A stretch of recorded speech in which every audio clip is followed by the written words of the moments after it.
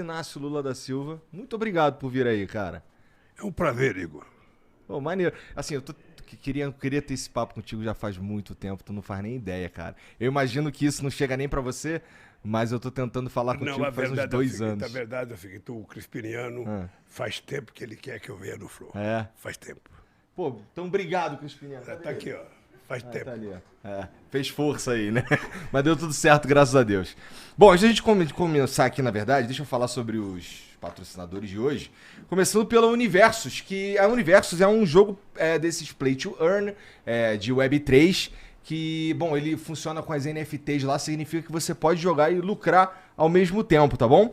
Ó, é um jogo que já tem mais de 7.000 NFTs vendidas, e é um jogo completamente brasileiro, tá? A equipe é toda de brasileiros ali. Tem ali um pessoal da NASA que ajuda com uma consultoria aqui ali, mas ele é essencialmente brasileiro e tá pra lançar, já tá pra sair aí, tá quase na hora já da gente experimentar. A galera aqui do estúdio já tá todo mundo animado, todo mundo vai brincar nesse daí, tá bom? E cara, tá rolando agora um link, se você quiser ser um dos primeiros exploradores aí de universos, tá tendo um link aqui, que é aqui no comentário fixado ou no QR Code, que você responde ali um questionário e concorre a 15 Pix de R$100, tá bom? Você ganha uma grana aí, que na verdade você pode ganhar uma grana, se você for sortudo, participando aí desse questionário, tá? Então já fica esperto aí nas redes sociais, no Discord e tudo mais do universo, que ele tá pra sair, tá pra lançar, tecnologia brasileira, tudo acontecendo aqui no Brasil, tá? E, cara, tá rolando aí os últimos dias da promoção de você comprar 3 androides e levar mais 3 androides, que são os personagens que você usa ali no jogo ali pra se dar bem, tá bom? Então, ó, não perde tempo, QR Code aqui, o comentário aqui quer dizer, na verdade o link no comentário fixado, e é isso. E tem um presente pro Lula aqui também, ó. Os caras mandaram pra você aí, ó. Toma. Presentinho. E os caras vêm aqui ganhar presentinho. É isso. Hã? Tem uma NFT, um bonezinho e tal, né? Pois é. Olha como eu fico, olha como eu fico. Olha como eu fico na moda. Caralho. Pô, legal. Gostei, ficou maneiro. Ok, então é isso. Universos, entra lá nas redes sociais pra você conhecer, tá bom? Agora, deixa eu falar que essa daqui é fácil pra mim pra caramba. Não que a outra... É que o Universo eu ainda não tive a oportunidade de experimentar. Mas a Insider, eu uso, né, todos os dias aí, que é essa camisa aqui que eu tô usando. Que o Lula também vai ter a oportunidade de experimentar. Toma aí, Lula. Cara, roupinha, vou sair daqui. Roupinha. Você daqui na moda. Vai sair na moda.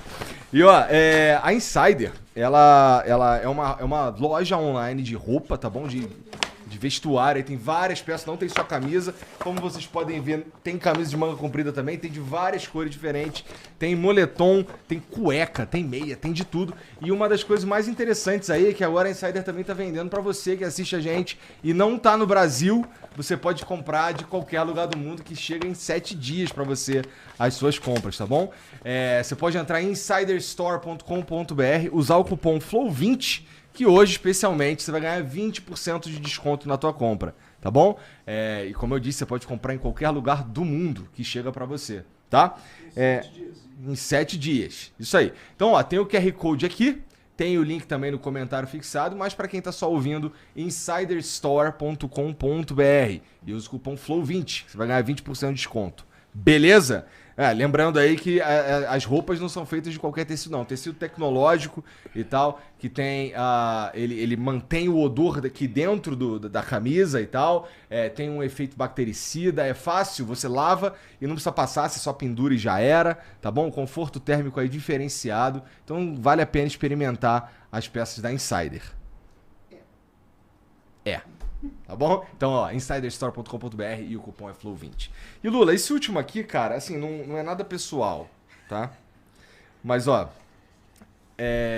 você aí que tá calvo e tá precisando de um implante, certo? Que nem eu fiz 2, inclusive, tá ligado? Você fez 2? Fiz dois. Eu fiz um pra cobrir aqui, ficou até maneiro. Mas tão novo? Eu tenho 37, né? Mas aí eu fiz um segundo que começou a faltar aqui atrás aqui também. Aí eu fiz mais um aqui e dei uma adensada, então agora eu tô cabeludão. Mas, cara, antes estava meio assustador, pra ser sincero.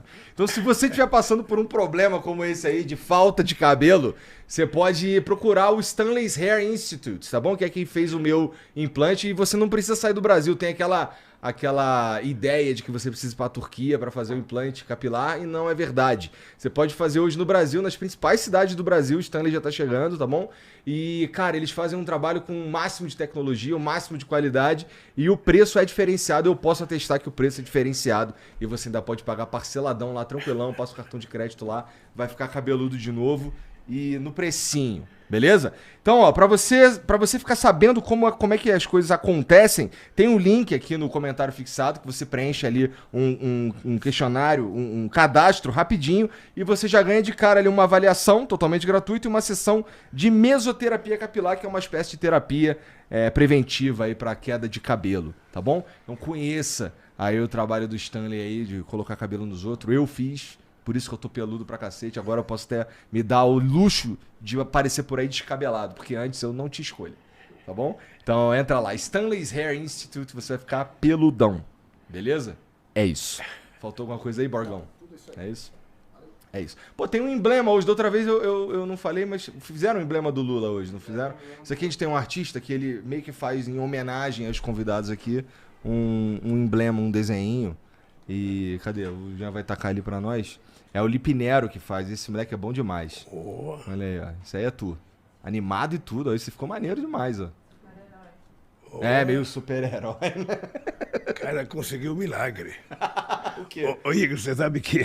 Tá com mais cabelo ali, hein, Lula? Esse negócio de cabeludo é o seguinte. Eu fui cabeludo até 2011, quando eu tive o câncer. Uhum. Quando eu tive o câncer, aí o cabelo despencou. E não nasceu mais com Entendi. A força que tinha. Mas eu tinha medo de ficar careca e não casar, cara. Ih.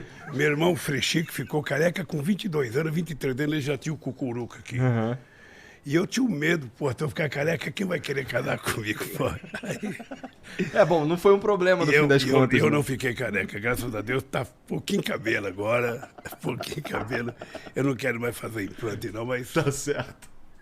Bom, mas ó, você que tá assistindo a gente, quiser resgatar esse emblema aí, é de graça, só precisa entrar em nv99.com.br/resgatar e usar o código LULA, tá bom? Você tem 24 horas pra fazer isso, depois a gente para de emitir e só vai ter acesso ao emblema quem resgatou. Então corre lá pra você completar a tua coleção e para adornar teu perfil aí, se você curte aí o Lula e tal, resgata lá, tá? Você pode também mandar mensagem pra gente que a gente vai ler aqui no finalzinho do programa. Vai depender aí do tempo, porque o Lula tem um monte de coisa pra fazer amanhã, já me deram uma ideia aqui. Deve estar cansado também, cara, essa correria pelo Brasil e tal. Mas, de qualquer forma, você pode mandar... E, ó, é só daqui a 1 hora, na verdade, que o Jean vai liberar, que você pode querer perguntar alguma coisa que a gente já falou, tá bom? Então, é isso. Cara, Lula, eu tava assistindo esse último debate que teve aí da Band, aí, um formato diferente e tal. Teve uma hora... formato, bom. Bom formato, né? É melhor do que os outros. Eu também acho. Eu também acho que só é possível porque só tinha você e o Bolsonaro, na verdade. Não tinha aquele monte de gente, né? Nós já tivemos debate, todo o segundo turno, o debate é mais flexível. Uhum. Eu já tive com o Alckmin, já tive com o Serra. Uhum. É um debate melhor, porque você tem 1h30, você e o teu adversário. O problema de debater com o Bozo é que ele é um mentiroso compulsivo. Tá porra. É um negócio impressionante. Eu pensei que o Maluf que era mentiroso, porque... Eu faço política há 50 anos. Todo político é mentiroso, Lula? Não é verdade. Não é verdade. Deixa eu lhe falar uma coisa. É que se cria uma imagem do político que causa prejuízo à política. Tá. Você tem político sério de direita, você tem político sério de esquerda. De fato. Você tem político sério de centro. Uhum. Sabe? Você não precisa mentir. Eu estava vendo um vídeo do Bozo esses dias. Naquele vídeo em que ele está falando das meninas venezuelanas, ele fala textualmente, tenho que mentir, é preciso mentir. O político tem que mentir. Porque sempre é mais fácil acreditar numa mentira. Uma mentira, minha mãe dizia, uma mentira ela voa, a verdade engatinha. É sempre assim. Mas eu acho que você tem muitos políticos no Brasil que não mentem, que são pessoas sérias, sabe? Só para você ter ideia, todos os deputados que tiraram nota 10 na Constituinte, todos os deputados não se reelegeram. O cara foi nota 10. de prestar serviço à sociedade era medido a nota pelo que o cara fazia pelo povo trabalhador. Uhum. Sabe, os deputados que tiveram nota 10 não se elegeram, cara. E a que tu atribui isso? Porque significa que o povo não presta muita atenção, sabe, no exercício do mandato, e muitas vezes a imprensa, ela desinforma, ela julga todo mundo. Ou seja, quando ela fala o Congresso não trabalha, ela não diz quem trabalha. Ela coloca todo mundo no mesmo caixote. Sim. E isso vai cometendo equívocos, erros, e as pessoas vão tendo uma visão deturpada. O Ulisses Guimarães dizia, toda vez que a sociedade quer mudar o Congresso e fala que vai mudar, ele muda para pior. A quantidade de gente que entrou no Congresso nesses últimos 4 anos foi muito pior, cara. As pessoas mentem descaradamente, sobretudo depois da internet. Essa tal de fake news, ela é um liberou geral pro cara que não presta, pro mentiroso. Você não tem noção. Você não tem noção do que é isso. Você não tem noção. Eu lembro que teve aquele assunto lá de mamadeira de piroca, teve umas coisas absurdas assim. Essas coisas absurdas que eles inventam todo dia, não tem critério.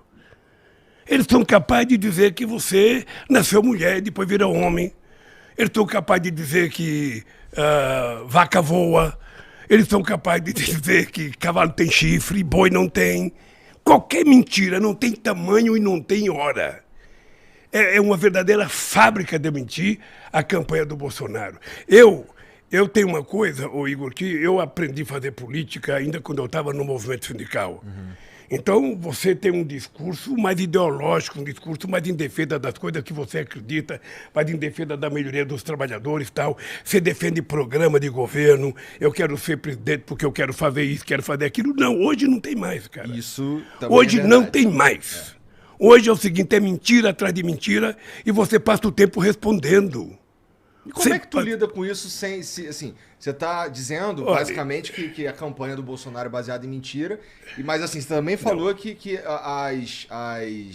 ninguém mais está prestando atenção em plano de governo e tudo mais. Como é que tu lida com isso? Deixa eu falar, não só a campanha é com base na mentira, e das piores mentiras, da coisa mais perversa que você pode imaginar, como o governo dele é uma mentira.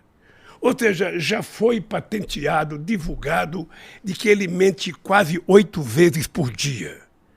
O cara levanta 1h da manhã para contar a mentira na internet. Né? Ele levantou 1h da manhã para tentar corrigir a maluquice que ele fez de ir na casa das meninas que prestam serviço, que trabalham, sabe, para achar que elas estavam, sabe, fazendo qualquer coisa errada. Ele foi lá com segundas intenções e depois percebeu a bobagem que fez, então resolveu acordar 1h da manhã desesperado e dizer que o PT que é o culpado, que o PT não sei das contas. Ele, hoje... Ó, é difícil realmente defender aquilo ali que aconteceu e tal, mas você não acha também que é um... Assim, ó, pelo amor de Deus, assim, todo mundo... Quem me conhece sabe que eu não sou bolsonarista, sabe também que eu não sou petista.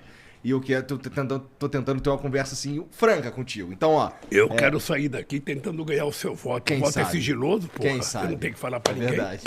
Mas, ó, eu acho que às vezes existe um exagero. E assim, falando especificamente do Bolsonaro, que, porra... Tu realmente acredita que ele é pedófilo? Assim, tu acredita que ele é pedófilo? Eu não acredito que ele seja pedófilo. Deixa eu lhe falar, ele se comporta como se fosse. Tá. O tratamento que ele dá às mulheres... Você veja uma coisa, ele vai terminar um mandato de presidente. Ele nunca reuniu nenhum agrupamento de organização da sociedade. Nem favelado, nem trabalhadores, nem sindicato, nem mulher, nem negro, nada. Ele vive por conta de alimentar os milicianos dele de mentira, porque ele tem um exército poderoso de divulgar mentira. E ele vive disso. O comportamento dele agora, o comportamento, no caso das meninas da Venezuela, é o comportamento de um pedófilo. E ele percebeu isso. Por isso é que ele ficou apavorado e tentou se explicar o mais rapidamente possível. Sabe, agora à noite, eu não sei se você viu, tem uma nota do partido do PP, em que a direção do PP diz que, sabe, ele pensou que era umas meninas... Mas o que é interessante é que assim, ele falou isso acho que em 2 oportunidades ao vivo Sabe, assim, eu acho meio um tiro no pé, não sei, é porque que nem o lance de virar jacaré. A galera pegou, o Bolsonaro falou que se tomar vacina você vai virar jacaré. Não era exatamente isso, né? Ele tava meio que falando ali que não sabia qual que eram as paradas. Ninguém de boa fé acredita que ele falou mesmo que as pessoas vão virar jacaré. Não, deixa eu te contar uma coisa. Ele fala isso ao vivo na televisão e no rádio, ele não mede as consequências. Isso é verdade. Quando dá caca, é que ele então tenta te explicar, porque aí vem o pessoal da política e falou, cara, você tem que pedir desculpa, você tem que inventar qualquer coisa. Mas ele tem uma propensão de falar bobagem. Bom, não tem uma propensão de mentir. Uhum. No debate da Bandeirantes, o que eu acho engraçado é que antigamente a gente dizia, porra, o cara mente nem fica vermelho. O Bolsonaro mente descaradamente, sabe, de coisas mais absurdas que acontecem, e ele tenta passar aquilo como se fosse verdade. Ele tem uma rede poderosa de robôs, em que ele consegue fazer com que essas mentiras cheguem a todo mundo em tempo real, e daqui a pouco você está se explicando, tem que ficar se explicando. Sabe? Eu já tive que lidar com robô mesmo. É uma coisa delicada, sabe por quê? Eu pelo menos, não estava acostumado a fazer política assim. Eu fui candidato contra o Collor, eu fui candidato contra o Fernando Henrique Cardoso, eu fui contra o Serra, contra o Alckmin. Ou seja, é uma coisa civilizada que você discute o Brasil. Você vai para a televisão para defender o teu programa. Eu quero propor isso para o Brasil. Sabe, com ele é impossível. É impossível. Ele não teve programa em 2018 e não tem programa agora. Sabe? E ele vive de mentira. Ele vai contando as mentiras dele, vai contando a mentira dele. E na rede social é uma contradição, porque a imprensa escrita costuma provar as mentiras dele. Uhum. Mas na rede social, ele faz um ato com 5 pessoas, filma só a cabeça das 5 pessoas e fala que é uma multidão. Sabe? É isso, disso que ele vive, disso que ele se sustenta. E eu fico triste de saber que muita gente no Brasil se deixa enganar por isso. Sabe, tem coisa que eles falam que não tem cabimento. O Lula vai fechar a igreja. Já ouviu falar isso? Também acho que não tem nenhum cabimento. Deixa eu te contar, Mim é parecido com o lance do virar jacaré. Cara, entendeu? Deixa eu te contar, fui eu em 2003 que sancionei a lei de liberdade religiosa nesse país. Ele era deputado, ele sabe disso. Fui eu, em 2010, que criei a Marcha com Jesus. Então, veja, eu defendo a liberdade religiosa porque eu acredito que a fé é uma coisa sagrada, cada pessoa exerce como bem entender. E eu defendo todas as religiões, a evangélica, a católica, o budismo, sabe, o islamismo, a religião judaica, a religião de matriz africana. Eu defendo tudo. Será que é por isso que ele detém a maioria do voto evangélico? Porque você é mais todo mundo? Olha, possivelmente ele tem uma fábrica de contar mentira também junto a setores da igreja evangélica. Porque os evangélicos têm gente muito séria, são muitos trabalhadores, gente pobre que trabalha. Eu era presidente do sindicato, eu convivia com centenas de metalúrgicos evangélicos. Sabe? Agora, o que a gente tem lido na imprensa todo dia, tem lido imprensa brasileira e estrangeira, é de determinados pastores que funcionam como se fosse, sabe, um candidato ameaçando as pessoas, ameaçando, dizendo que nós somos contra a religião, que nós vamos fechar a igreja, que quem não votar no Bolsonaro vai não sei da conta, sabe? Então, é essa mentira.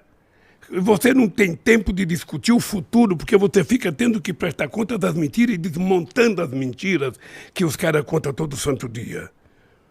E todas as mentiras que você vê todo dia, essa mamadeira de piroca na campanha do Haddad, é uma coisa tão absurda que a minha cabeça não tem lugar para guardar uma coisa dessa.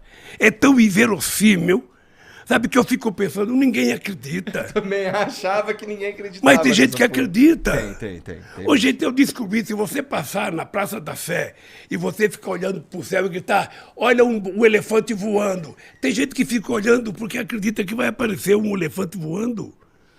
Tem gente que compra bilhete vencido, achando que vai ganhar. Ou seja, então, Igor, é uma preocupação constante em criar uma civilidade nesse país em que as coisas se transformem em coisas mais sérias.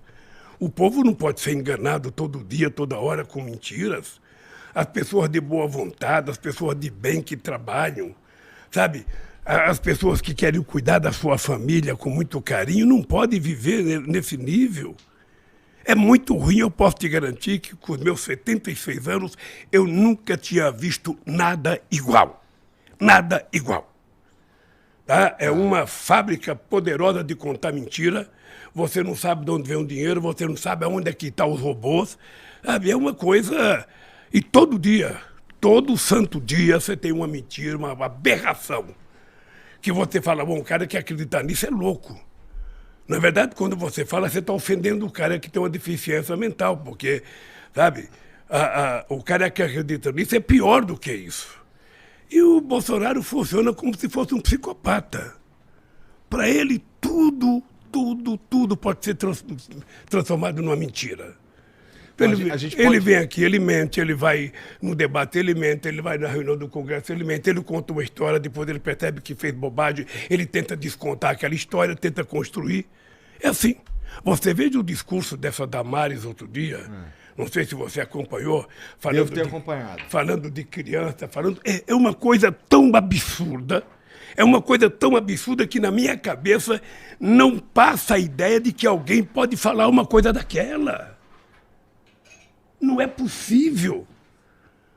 As pessoas dizem... E tu, se eleito, vai ter que lidar com ela lá no... Pois é, essa gente foi eleita e essa gente você tem que lidar com ela. Pois é, assim, se tu for eleito, tu vai ter que lidar com uma galera... Agora, sabe o que acontece? É que lá também o jogo é mais duro. Porque lá também não tem bobo. O bobo ficou de suplente. Sabe? Então ela também vai enfrentar pedreira no exercício do mandato dela.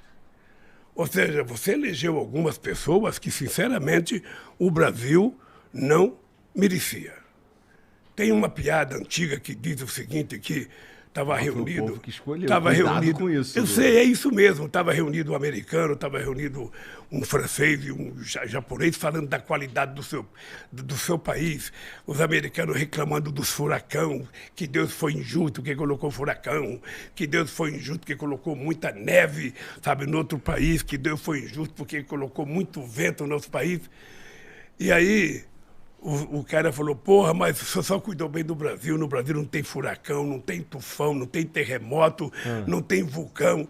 E Deus falou, você vai ver a classe política que eu vou colocar lá. E aí acontece um pouco isso, sabe? Lamentavelmente essas pessoas são eleitas, você tem que lidar com elas, na expectativa de que elas pelo menos tenham juízo de utilizar o mandato para servir a sociedade. Idealmente, né? Para isso que elas estão ali, na verdade. Cara, tinha uma dúvida pra mim rapidinho aqui, ó. Eu reparei, na verdade eu não reparei não, um amigo meu chamou minha atenção no debate que você tava usando a mesma gravata que você usou em um dos depoimentos pro Moro. Tu pensou nisso ou foi sem querer? Não, sabe por quê? Que aquela gravata é um símbolo pra mim. Aquela gravata eu ganhei quando o Brasil ganhou as Olimpíadas em Copenhague. Você pode ver que lá em Copenhague eu estava com aquela gravata, o Pelé estava com aquela gravata. Entendi. Sabe, foi uma gravata que o Comitê Olímpico deu para nós. E eu fiquei com 18 gravatas. Dei uma para o Jô Soares, sabe, e não sei quem foi que pediu outra. Eu tenho lá em casa. Então aquela gravata eu uso toda vez que eu vou encontrar com um representante estrangeiro, eu uso aquela gravata. Tá, então ela de fato significa alguma coisa. Significa, sabe... Significa minha pátria amada. Entendi. Significa, que bonitinho, cara. Significa, aquela gravata simboliza o Brasil. Sabe, eu achei muito bonito, então eu uso ela toda vez que eu vou ter uma reunião com um representante estrangeiro, eu uso aquela gravata. Entendi. Mudando um pouco de assunto, cara. Ó, Bom, por que você acha que existe na esquerda? Eu tô falando da minha experiência, que assim, eu já apresentei aqui nesse formato quase 1000 programas, tá? E eu percebo, cara, uma dificuldade em trazer uma galera que declaradamente de esquerda para conversar. Não sei se as pessoas se sentem desconfortáveis ou imaginam que eu sou o diabo ou um grande cientista político, qualquer coisa nesse sentido aí que eu não sou. Mas assim, a verdade é que eu sinto uma certa resistência, assim, majoritária, assim, quase que exclusivamente de esquerda. Eu consigo marcar uns caras assim, centro-direita, com muita facilidade, mas de esquerda eu tenho mais dificuldade. Por que você acha que... Eu vou até apresentar uma relação de cara de esquerda. Tá, faça isso, porque... Deixa eu te contar, Igor. Eu, por exemplo, eu não tenho nenhuma preocupação em fazer entrevista ao vivo com quem quer que seja. Agora, o que eu tenho preocupação é dar uma entrevista por escrito para um cara que eu sei que me odeia, porque eu não sei o que ele vai escrever. Eu também tenho essa preocupação. Ou se você gravar num canal de televisão, você não sabe o que ele vai editar. Mas ao vivo, eu não tenho nenhuma preocupação. Até porque, para mim, não tem pergunta difícil, não tem pergunta irrespondível. Sabe? Ou você sabe ou não sabe. E tem muita gente boa de esquerda. Gente muito boa. E não precisa ser de esquerda, não. Porque não é só a esquerda que tem a verdade dentro de si. É importante a gente saber que tem muita gente séria que não é de esquerda. Muita gente boa, muita gente comprometida, muita gente que pensa no Brasil. Sabe? Eu acho que é essa gente que precisa falar mais, que precisa discutir mais, que precisa se apresentar mais. Porque sabe o que acontece? Quando você fala, eu não sou político, você já falou isso? Eu já falei que eu não gosto de político. Então deixa eu te contar. Junho de 1978, eu não era nem nascido ainda. Não. Pô. E eu dizia, eu não gosto de política e nem gosto de quem gosta de política. De política eu gosto, eu gosto de político. Eu achava o máximo. A imprensa me tratava como o rei, o jornal Estado de São Paulo, o Jornal do Brasil, Lula, o puro. O sindicalista que não gosta de política, ele não quer o poder. 2 anos depois eu estava criando um partido político. Porque o problema é o seguinte, Igor, se você não faz política, alguém faz por você. Sim. É sempre importante você pensar nisso. Política. Por isso eu quero aproveitar essa chance que você está me dando, que é o seguinte, nós temos que convocar o povo que não votou a ir votar. Tá? Porque se você não vota, você não tem o direito de reclamar de nada. Você não tem o direito de xingar o deputado, de xingar o governador, de xingar o prefeito e o presidente da República. Então, se você votar confiando no programa que ele te apresentou e ele não cumpriu o programa, você pode passar na rua e xingar o presidente. Não xingar de palavrão, mas xingar, sabe, de traidor, de traíra, de qualquer coisa, sabe? Mas por isso eu queria fazer um apelo. Se você puder, nos teus programas, fazer sempre um apelo para que as pessoas compareçam para votar, o TSE... Não, eu peço para as pessoas fazerem diferente de mim e irem votar. O TSE, deixa eu te contar, tomou uma decisão agora que as prefeituras podem colocar transporte gratuito para o povo. Sabe, porque é muito importante, o transporte está caro e uma pessoa que mora aqui na Zona Leste, se ele tiver que votar em outro lugar, ele não tem dinheiro. Então, o que tem dar um dia de transporte para o cara viajar para ir votar? E se você não vota, Igor, vote, cara. Levante de manhã. 2012, mas deixa eu te falar, levante de manhã e fale, eu vou cumprir com o meu dever cívico. Mas é que eu não acredito em vocês, eu vou assumir. Cara. Você tem que acreditar, cara. Sabe por quê? Ou você acredita ou você vira político. Porque quando você não acredita em ninguém, você tem que saber o seguinte, que político bom que você quer? Talvez seja você. Quem sabe só você pode realizar o que você quer que os outros realizem. Então, cara, para de falar mal dos políticos e entra na política. Aí você vai perceber como é difícil. Não, eu tenho certeza que é um absurdo difícil. Você vai perceber como é mais fácil falar no microfone do que fazer as coisas. Esse é o meu jeito de fazer política, na verdade. Eu trago os caras aqui para...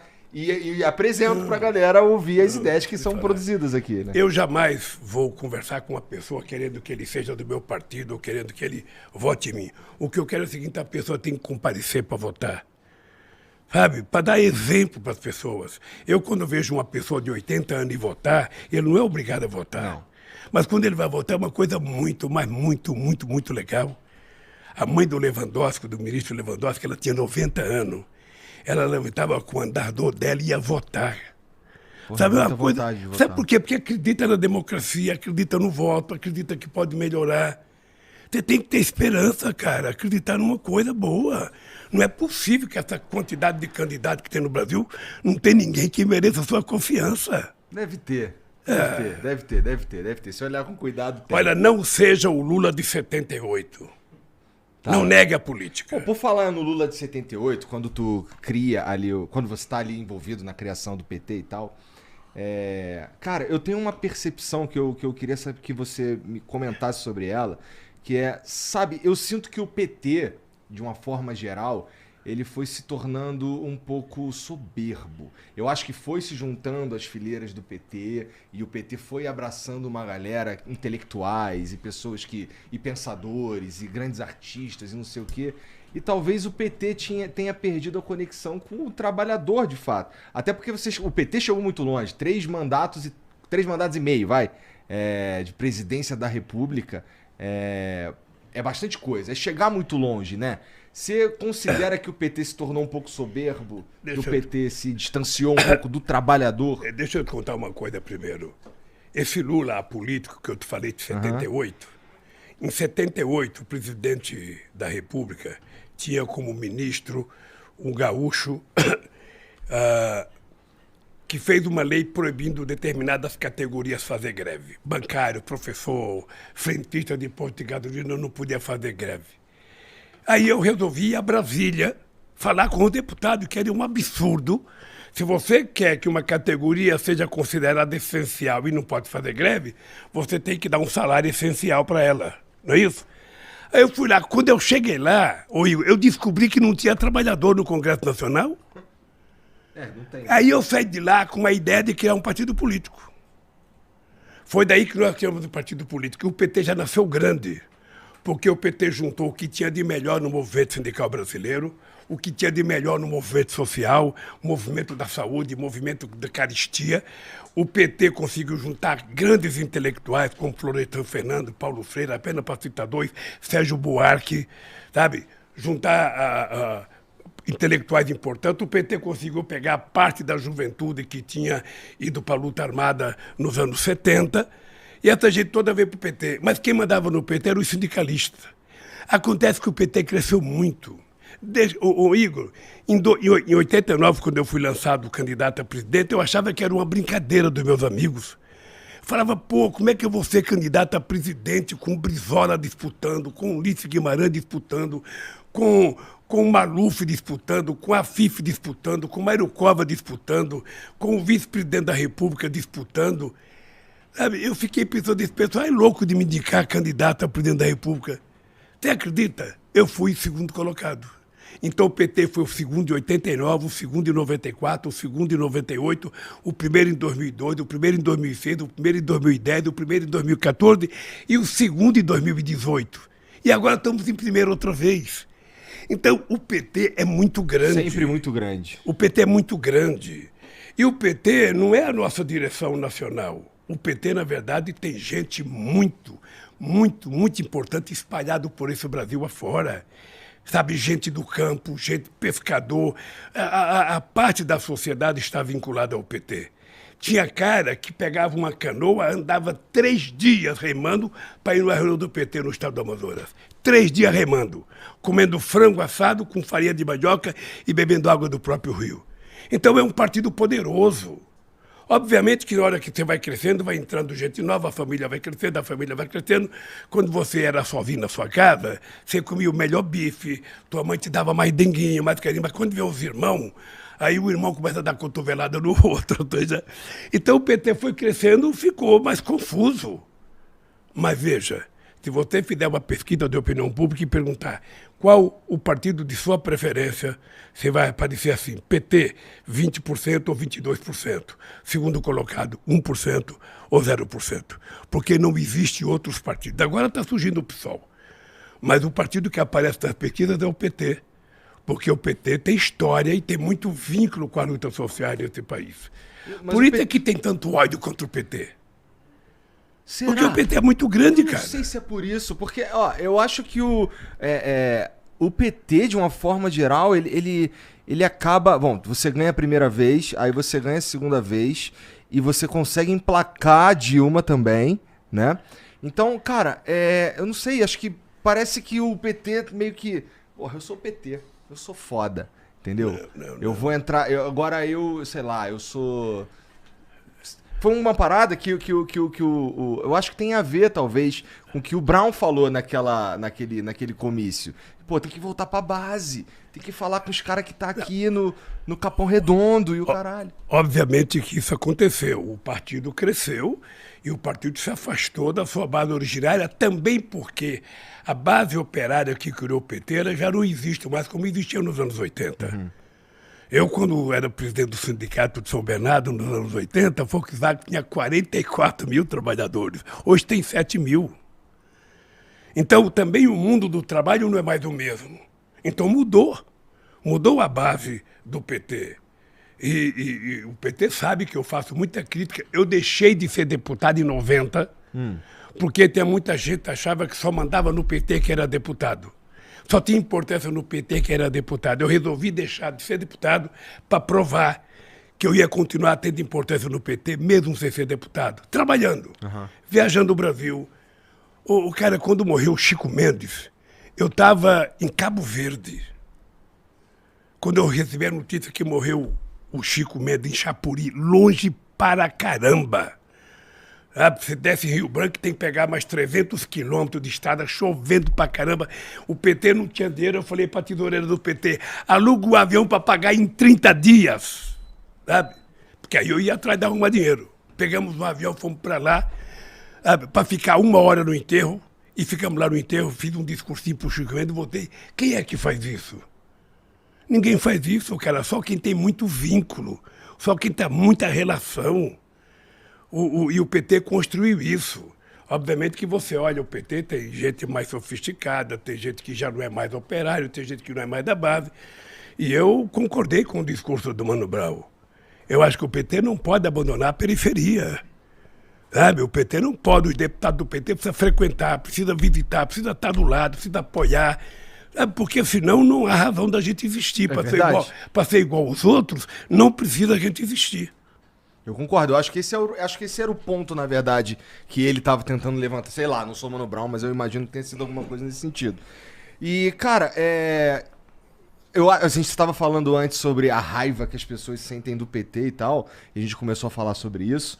E, pô, é que assim, a gente também observou, especialmente nas eleições de 2018, aí um sentimento antipetista muito acentuado e tal, que, pô, querendo ou não, aconteceram por causa de todos os escândalos de corrupção e tudo mais.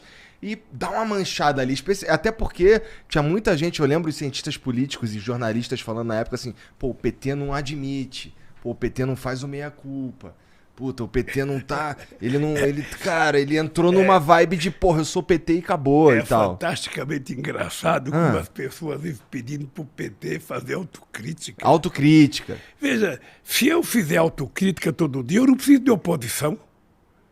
A oposição é que tem que me criticar. Por que eu mesmo tenho que me criticar? O problema é o seguinte. Ô Igor, presta atenção numa coisa.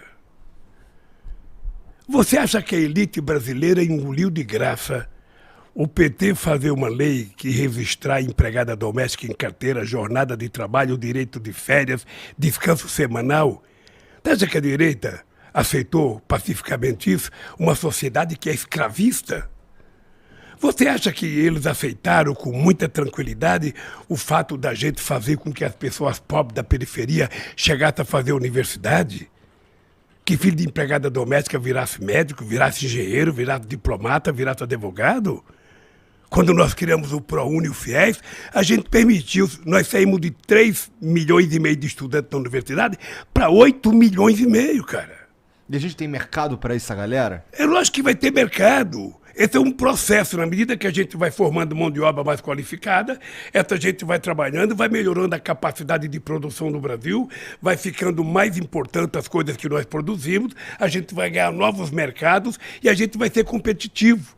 E mais ainda, a gente começa a exportar inteligência, conhecimento. Não tem que exportar só soja ou minério de ferro. A gente vai exportar conhecimento, como faz o Japão, como faz a China, como faz os Estados Unidos, como faz a Coreia. É que a gente tem um monte de gente que é formada, a gente tem um quarto dos dentistas do mundo. O problema, sabe o que é, Igor? O problema é que no Brasil nunca se levou a sério as camadas de baixo chegar à universidade. Eu vou te dar um dado para você registrar, que eu falo sempre. Eu me formei pelo ProUni. Eu vou te dar um dado. O Peru foi descoberto em 1492, quando Colombo chegou aqui. Em 1554, o Peru já tinha sua primeira universidade. O Brasil foi descoberto 8 anos depois. A primeira universidade brasileira foi em 1920, ou seja, nós demoramos 420 anos para fazer a primeira universidade. Por quê? Porque 420 universidades tem tudo a ver, pô. Porque os filhos do rico iam estudar na França, nos Estados Unidos, eles estudavam. E como era uma sociedade escravista, para que negro precisa aprender, índio precisa aprender e pobre precisa aprender? Não. Esse país, até 1930, só podia votar quem tivesse terra, quem tivesse dinheiro. Sabe? Que era... Mesmo que o cara não produzisse nada, se ele tivesse muita terra, ele virava conde, virava duque. E a gente não tinha. O analfabeto só foi começar a votar no Brasil na Constituição de 88. Ora, o cara sabe trabalhar, o cara sabe fazer pão, o cara sabe fazer um monte de coisa. Por que ele não pode saber votar? Por que ele era proibido de votar? Não, mas aí Então tem muita coisa errada na nossa história. Você veja o pô. atraso em que a gente está submetido. O Brasil foi o último país do mundo a fazer a independência, o último a abolir a escravidão, o último a dar voto para a mulher. Você percebe que há uma... Eu tenho um amigo meu que é jornalista e ele tem um sítio em Porangaba. Porangaba é indo para Sorocaba. Quando esse cara resolveu dar 13º salário para o funcionário dele, o restante dos sitiantes se rebelaram. Cara, como é que você vai dar 13º, vai dar férias? Sabe? Todo mundo vai querer. Ele arrumou inimigo por conta disso. Agora você imagina a gente colocar os pobres para ir para o aeroporto de Congonhas viajar de avião. O Guarulhos. O que a classe média alta falava? Pô, esses caras, o aeroporto está virando uma rodoviária. Está cheio de pobre que não sabia nem sentar no avião. O que nós fizemos foi o seguinte: nós fizemos a maior política de inclusão social que esse país já conheceu desde que foi descoberto. E na prática, por que eles conseguiam pegar o avião? O que mudou? Eles passaram a ganhar mais, o salário mínimo aumentava todo ano, o pequeno agricultor começou a ganhar mais porque a gente dava mais dinheiro. Quando eu cheguei na presidência, o Pronaf era 5 bilhões, só liberava 2 bilhões. Quando nós deixamos o governo, era 30 bilhões. Então a gente criou programa de PA para comprar alimento, a gente comprou o PNAE para comprar alimento e dar para as pessoas mais pobres nas escolas. Ou seja, nós fizemos um programa de inclusão social, nós criamos o Pronaf Mulher. A mulher recebia o dinheiro, o Minha Casa Minha Vida, a escritura era dada no nome da mulher. Sabe? O Bolsa Família, o cartão era no nome da mulher. Porque a gente inverteu um pouco a lógica de achar que os pobres não podem subir um degrau na ascensão social. É preciso as pessoas compreenderem. Nós tiramos 36 milhões de pessoas da miséria absoluta, acabamos com a fome nesse país que votou agora poderosamente forte e nós conseguimos colocar 42 milhões de pessoas com padrão de classe média baixa. A coisa mais orgulho que eu tinha quando eu chegava no Nordeste, os caras falavam: Lula, eu encostei o meu jumento e comprei uma motocicleta. O governador do Ceará me contou que ele encontrou 8.000 jumentos abandonados. Sabe? Ele teve que criar um lugar para guardar os jumentos, porque o cara evoluiu. Ô Igor, ninguém quer ser pobre, cara. Ninguém quer ser pobre, ninguém quer comer mal, ninguém quer se vestir mal. Todo mundo quer ter as coisas. Por que o cara é pobre? Porque ele não teve oportunidade. Ele não teve chance. O que vai fazer agora? Porque assim, quando tu se elege, em 2002 lá,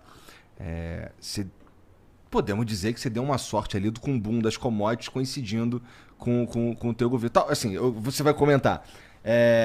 Mas, cara, agora a gente tá num momento completamente diferente e você tá dizendo, pelo que você tem dito, pelas coisas que você tem falado e tal, é que dá pra voltar pra um patamar parecido que a gente tava ali, que foi possível aí de 2002 a 2010. Qual que vai ser, o que é o motor agora dessa vez? O que vai fazer a gente conseguir aí a tal da picanha, a tal da cerveja? Então deixa eu falar pra você uma coisa. Se criou o fetiche de que o Lula deu certo porque teve o boom da commodities. Por que não deu certo pro Fernando Henrique Cardoso? Porque meio que começou ali em 2000 e pouquinho. É porque, né? sabe o que acontece? É porque meio nós fizemos com que as coisas acontecessem colocando o pobre dentro do orçamento. Você sabe quantos milhões de empregos nós criamos no nosso governo? 22 milhões de empregos com carteira assinada. Você sabe quantos meninos foram estudar no exterior? 100 mil meninos foram fazer curso no exterior, fazer pós-graduação. Não precisa de grana para isso. Nós fizemos 19 universidades federais novas e 178 campos avançados.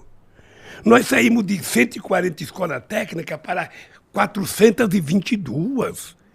Houve uma revolução nesse país. Uma revolução. Pela primeira vez, os pobres começaram a se sentir participantes e se transformar em sujeito da história. Os catadores de material reciclável, eu levei eles dentro do BNDES para tomar um empréstimo de 200 milhões de reais. Por que só emprestar dinheiro para o grande e não emprestar para o pequeno? Emprestar para a cooperativa deles. Emprestar dinheiro para a cooperativa, sabe, de quebradeira de coco do Babaçu, para as bordadeiras do Piauí, para a bordadeira do Rio Grande do Norte. Agora, quando eu votar, a gente vai abrir linha de crédito muito grande para que a gente possa investir em micro e pequenos empreendedores. Se o cara for um Igor, se o cara tiver inteligência de fazer o que você faz, sabe, na internet, ou seja, ele vai ter financiamento para trabalhar, para começar. Se ele quiser montar um restaurante, um bar, uma oficina de motocicleta, de bicicleta, de carro, o que ele quiser fazer, ele vai ter crédito. Ele vai ter crédito. Porque nós precisamos agora, já que o emprego de hoje não é tão fácil como o emprego de 1980, nós vamos querer explorar a criatividade do povo brasileiro, dando a ele oportunidade. Siga em frente, cara. Vença. Você está tendo oportunidade. Vai embora. É isso que eu vou fazer. Como é que tu vai fazer isso? Precisa sair dinheiro de algum lugar, cara. Não, os bancos públicos existem para isso. O BNDES existe para isso, a Caixa Econômica existe para isso, o Banco do Brasil existe para isso, o BNB existe para isso, o BAVA existe para isso. BAVA é o Banco da Amazônia, o BNB é o Banco do Nordeste. Tá. Sabe, é utilizar o dinheiro desses bancos públicos, sabe, para financiar a produção, para financiar a evolução desse país. Até porque nós queremos ser exportador de inteligência. Então, como é que a gente vai fazer? Fazendo. Pô, o bagulho era segurar essa inteligência aqui, hein, Lula? Quando teve a crise, em 2008, Uma crise poderosa. Foi. Que chegou a quebrar o Banco Lehman Brothers nos Estados Unidos, que foi uma Sim, crise eu de lembro. verdade. Eu disse, isso aqui é uma marolinha no Brasil. Eu lembro. Todo mundo tirou sarro da minha cara. A Mira Leitão me criticou muito. O que aconteceu? O Brasil foi o último país a entrar na crise e o primeiro a sair. Um ano depois da crise, a gente estava crescendo 7,5% ao ano. E no varejo crescia 13%. Tá? Eu aumentava o salário mínimo todo ano. Todo ano, não era reajuste da inflação. Era o reajuste da inflação mais aumento real. 90% dos trabalhadores que trabalham em categorias organizadas, químico, gráfico, metalúrgico, todos esses caras recebiam aumento real acima da inflação. Hoje não recebe. Você veja quanto cresceu a economia. O Bozo fica dizendo todo dia, não, porque a economia está bombando, a economia está bombando. Eu não sei se está bombando no cartão de crédito dele, no cartão corporativo dele, sabe? Porque no povo, hoje foi divulgado, o Brasil vai crescer 1%. Sabe quanto o Brasil cresceu no meu mandato? 4% ao ano. Mas tá no meio de uma crise, de uma guerra. Que guerra? A guerra não tem nada a ver conosco, cara. Porra, como é que não, cara? Não, querer jogar a culpa nossa na guerra da Ucrânia já é demais. Você acha? Tá? Eu acho que é demais. Veja, até porque eu estava criando uma fábrica de ureia em Três Lagoas, em Mato Grosso do Sul, eles fecharam. Estava fazendo uma fábrica de amônia em Uberaba, eles fecharam. A fábrica de fertilizante em Sergipe, eles fecharam. Fábrica de fertilizante no Paraná, eles fecharam. Tá dizendo que você começou a tentar tornar a gente autossuficiente em fertilizante. É preciso ser autossuficiente. O Brasil tem condições de ser autossuficiente. Por que o Brasil não virou? Porque nunca houve tanto interesse do pessoal, porque era muito barato importar fertilizante. É verdade. Então, agora o pessoal está dando conta. O Brasil é o terceiro produtor de alimento do mundo. E a gente não tem fertilizante. O Brasil pode chegar a ser o primeiro. O Brasil é o maior criador de gado do mundo. O Brasil é o maior, sabe, produtor de proteína animal do mundo. Sabe, então nós temos que cuidar disso, cara. Nós temos que cuidar disso com muito carinho.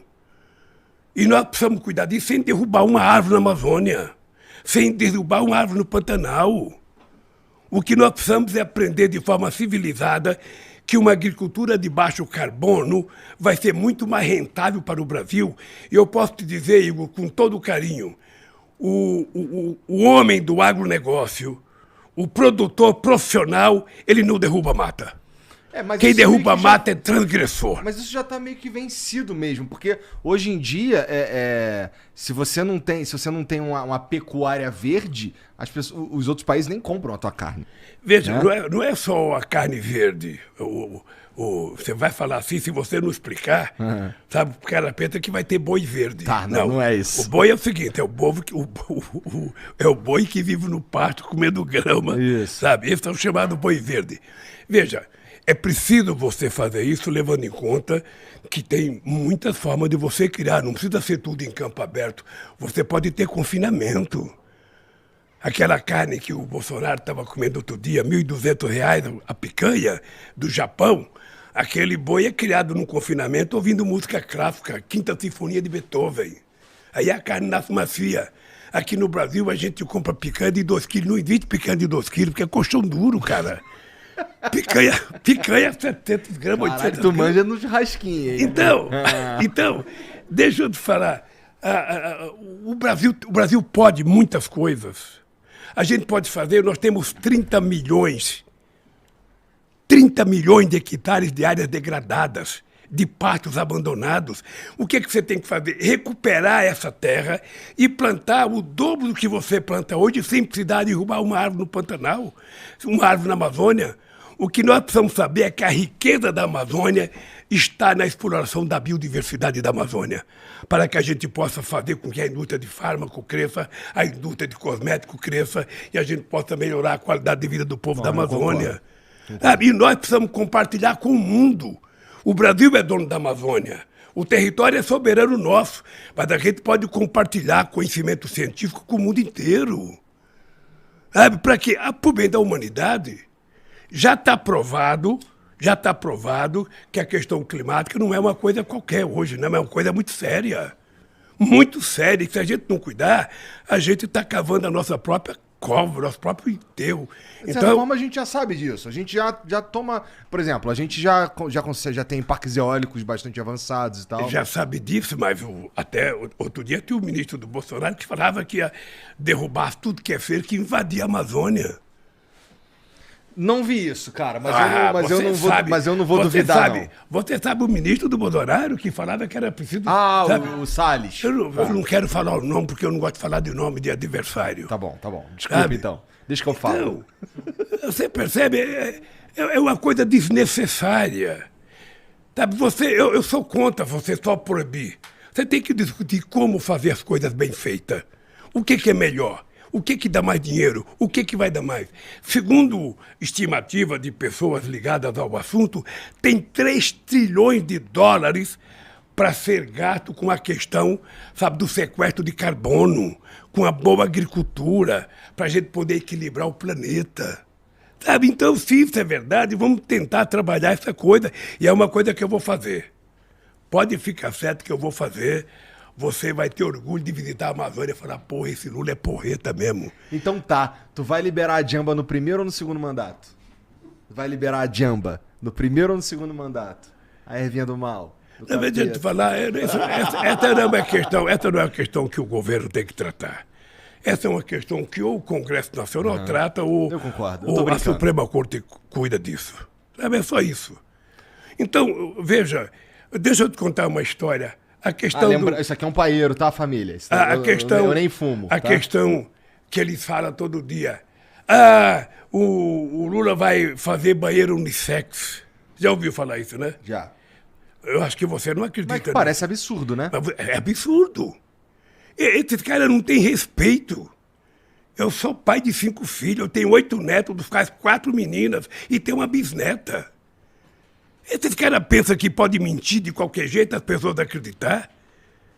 Sabe, não é possível as pessoas terem o desplante de contar uma mentira dessa no microfone dentro de uma igreja. Tu considera que... Tá, então você está dizendo que... Ou seja, uma igreja é um lugar para a gente ir para rezar, para a gente tratar da nossa espiritualidade. A igreja não é um lugar que você vai para mentir, Ou para fazer campanha. para cometer pecado e fazer campanha, falar mal dos outros.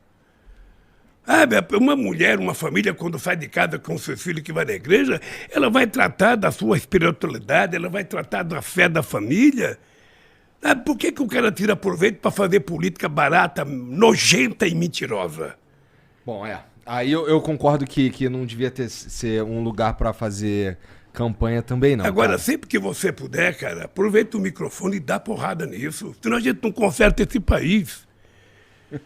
Você não pode criar uma sociedade mentirosa. Mas eu dou porrada nisso, cara. Isso é bom, é bom. Se o PT errar, dê porrada também. Eu dou porrada no PT também, pô. Tá. É isso. Ó, deixa eu te falar. A gente a gente percebe que em 2018... Na verdade, essa é a minha análise, tá? Aí vamos ver o que você pensa sobre isso. Em 2018, cara, quando o Bolsonaro é eleito, você considera que ali o Bolsonaro ganhou a eleição ou o antipetismo ganhou a eleição, cara? Ali eu considero que a sacanagem que fizeram comigo e me prenderam fez com que ele ganhasse as eleições. Você acha que se fosse você o cara, tu ganhava? Eu dele? ganharia as eleições no primeiro turno. Sério? Sério. Quando me prenderam, eu cresci 15 pontos na pesquisa da opinião Mas pública. por que te prenderam? Não, mas é porque, sabe o que acontece, cara? Eu saí do governo com 87% de bom e ótimo, com 10% de regular e 3% de péssimo. Com todas as mentiras contadas a meu respeito. Ô Igor, você sabe... Não, mas quando tu saiu, tava tudo ótimo, Você mesmo. sabe que eu tive 13 horas de Jornal Nacional contra mim? Você sabe que eu tive 60 páginas de revistas contra mim? Você sabe que eu tive 680 primeiras páginas de jornais contra mim? E é por isso que tu fala sobre regular a mídia, Sabe? cara? E as pessoas não falam em regular mídia, veja. Daqui a pouco a gente fala sobre isso, que é vamos um discutir tema... isso também. É. O que eu falo é o seguinte, é que é preciso dizer a verdade sempre. Eu, se fosse um cara que tivesse cometido erro, eu teria saído do Brasil. Eu recebi convite para ir embora do Brasil, para ir para a embaixada. Como eu queria provar que o Moro era um farsante, eu falei, não, vou para Curitiba, contra a vontade de muita gente. Contra a vontade dos meus companheiros do sindicato, dos meus filhos, do meu partido. Falei, não, eu vou para lá. Eu preciso provar que eles são mentirosos. E ainda contratei um advogado que não é criminalista. Contratei um advogado que, puta, você não sabe como eu fui criticada. O Lula pegou um jovem que não entende de criminalista, ele não tem das quantas. Tu tava tentando ser preso? Eu falei, é esse que eu quero. Eu brinco muito com os advogados, que eu falo o seguinte, advogado criminalista não sabe defender inocente. O cara tem que ser culpado pelo poder dar o discurso pro cara. Eu não. Eu estava muito à vontade. Sabe, eu falei, eu vou provar. Você está lembrado do meu primeiro depoimento em Curitiba? Eu falei o seguinte, ô juiz, você está condenado a me condenar porque você já mentiu demais. E aconteceu exatamente o que eu previa. Então, veja, eu me preparei espiritualmente, psicologicamente, para sair da cadeia. Quando tentaram insinuar que eu deveria fazer um acordo para sair para minha casa com tornozeleira, eu falei, eu não troco a minha dignidade pela minha liberdade. Não vou colocar tornozeleira porque eu não sou pombo correio. E a minha casa não é prisão. A Janja está ali, minha mulher, ela chorou pra cacete que ela queria que eu aceitasse para casa com tornozeleira. Meus filhos queriam que eu fosse para casa. O partido queria que eu fosse para casa. Não, Lula, sai, vai para casa, não. Eu não vou sair para casa, não. Eu vou sair para casa quando eu tiver decretado a minha inocência. Quem me prendeu, que assuma a responsabilidade. Por que eu vou sair para minha casa para o pessoal ficar me xingando? E essa canelinha que mamãe põe no mundo por nem colocar tornozeleira? Não, cara, não é assim que se brinca comigo. Sabe, não é assim. Entendi. Então, eu fui para lá, sabe? O PT ficou muito desgastado. Eu digo que a companheira Gleice foi uma mulher da mais alta competência e coragem que ela enfrentou. A gente não aceitou, não tem negociação comigo. Eu quero ser julgado. quero ser julgado, porque o Moro é mentiroso. A sentença que ele me condenou, qual foi o crime que eu cometi? Um ato indeterminado. Pergunta para algum advogado o que é um ato indeterminado. Ninguém sabe o que é, só ele. É isso que está no processo? É isso que está no ato processo. indeterminado. O crime que eu cometi é um ato determinado. Então, o partido foi muito castigado. O partido foi muito castigado. Mas não é Veja, interessante que depois foi confirmado houve isso por uma problema outra- de corrupção na Petrobras. Deve haver, porque a Petrobras tem 82 mil trabalhadores, a Petrobras tem milhares de engenheiros, a Petrobras tem milhares de servidores, milhares de pequenas e médias empresas. Obviamente que pode ter corrupção. Quando você descobre a corrupção, o que você faz? Prende o ladrão. Mas não prejudica os trabalhadores. Idealmente. Você sabe o prejuízo que a Lava Jato deu ao mundo do trabalho? 4.400.000 pessoas perderam o trabalho na indústria de óleo e gás, na indústria de engenharia nesse país. 270 milhões deixou de ser investido e o Estado deixou de arrecadar 58 bilhões em impostos. Mas será que não é porque estava... Eu não estou defendendo, não. Mas será que não é porque estava tão generalizada a parada que não teve jeito? Deixa eu te falar, se você defender também, eu não acho ruim, porque pela quantidade de informações que o pessoal recebeu, o grave é que o Moro conseguiu convencer a imprensa e o Dallagnol de que as mentiras que eles contavam era verdade. Aí eles tinham jornalistas na Folha, no Estadão, no Jornal o Globo, na TV Globo, SBT, Record. Sabe? Eles tinham. Então, era um processo de massificação. Então, eu não condeno as pessoas que acreditavam, não. Porque as pessoas não tinham nem chance de pensar. Agora, eu precisava provar o contrário. Eu precisava provar. E, graças a Deus, eu provei, saí da cadeia maior do que entrei e estou aqui na disputa. Eu tenho certeza que meus adversários jamais imaginavam que eu ia estar na frente deles. Jamais imaginava. Assim, tu estava sendo investigado um monte de processo, né? Se eu não me engano, dos 4 principais que são o lance, dois processos que tinham a ver com o Instituto Lula, o lance do triplex e o lance do sítio em Atibaia. Desses 4, parece que 2 foram... Tem que começar de novo, né? Eu fiquei livre nos 26 processos que tinha contra mim. Fiquei livre, sabe, em 2 processos votados na ONU, um em Genebra e sabe, e o outro também em Genebra pela ONU, e fui absolvido pela Suprema Corte. Ou seja, não tem mais processo contra mim. Não tem mais processo. Absolvido é forte, Lula. Foi anulado. Isso. E aí o William Bonner foi muito decente. Foi, eu assisti. Quando eu fui no debate, falou: o presidente, você não deve nada à justiça. Eu assisti. Tá? Porque eu venci 26 processos. Aquele famoso processo do PowerPoint, que eu tinha montado uma rede de quadrilha. Aquele processo, sabe, eu ganhei aquele processo em Brasília. Eu pensei que ia acabar todos quando eu ganhei aquele. Não, mas eles continuaram. Porque o objetivo era me tirar das eleições. Esse era o problema. Tá. Então, Igor, é o seguinte, eu votei sem mágoa. Sem mágoa? Esse coração velho está apaixonado. Ô, Lula, isso é um medo que eu tenho, cara. De tu tá meio vingativo. Não tenha, que não tem. Eu não tenho idade e nem posso utilizar um cargo para ser vingativo. Eu votei porque eu acredito que é possível melhorar a vida do povo brasileiro. Eu votei porque eu quero cuidar da família. Eu vivi com minha mãe, Igor. Minha mãe largou do meu pai com 8 filhos. E ela cuidou dos 8 filhos, com a maior defesa do mundo. Todos pobres, mas honrados. Eu fui o primeiro filho da minha mãe a ter um diploma primário, a ter um diploma de curso técnico. Por conta disso, eu fui o primeiro a ter uma casa, o primeiro a ter uma televisão, o primeiro a ter uma geladeira. Sabe? Então, eu prezo muito essa questão da família, da criação, da educação da mãe. Eu fui criado numa geração em que a mãe da gente era uma deusa. A gente não respondia, a gente não falava o quê. A gente não falava o quê, não. A gente tinha que falar, senhora, sabe? Eu sou um cara, uma das coisas que eu adoro, a Janzinha, que ela pedia bênção para a mãe dela antes de dormir, todo dia. E pedia bênção na hora que acordava. Eu acho isso bonito pra caramba. Benção, mãe, benção, pai. Hoje você não vê mais isso. Você não vê mais isso, porque também as pessoas não cuidam com muito respeito. Então eu gosto da questão da família. Eu gosto, sabe? Você não sabe a loucura que era a minha família de final de semana, era todo mundo junto. Todo mundo junto, discutia-se futebol, discutia-se qualquer coisa. Inclusive amanhã tu vai ficar triste, né, cara? Ei? Amanhã tu vai ficar triste. Por quê? Porra, tem o Corinthians e Flamengo amanhã, pô. Ó, vou lhe contar Flamengo uma e coisa. Corinthians, Vou na lhe verdade. contar uma coisa. O Coringão vai massacrar o Flamengo.